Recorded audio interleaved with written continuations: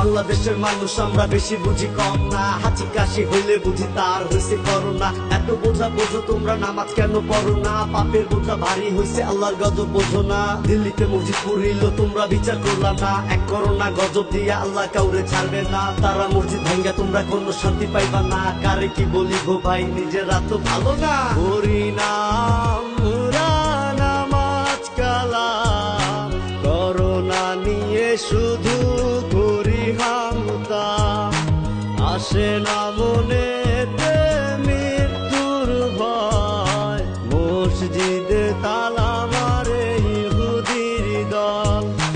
মুখেতে নাই আল্লাহর নাম করতেছো না তবা, ফেসবুকেতে স্ট্যাটাসে শুধু মাফ চাইবা। জুম্মার দিন মসজিদেতে যাইয়া দিবা উকি, মানো না তো আল্লাহর বিধান দাও শুধু ফাঁকি। এ কেমন জামানা ভাই কারো ভিতর ইমান নাই, পাখি করে কাবা তাও সবাই কি তা দেখে নাই। আসুন এবার আসল কথা সবাই হব সচেতন, করোনাকে দূরে রাখবো বাংলাদেশের জনগণ। হরিনাম নামাজ কালাম করোনা নিয়ে শুধু করি হামতা, আসে না মনে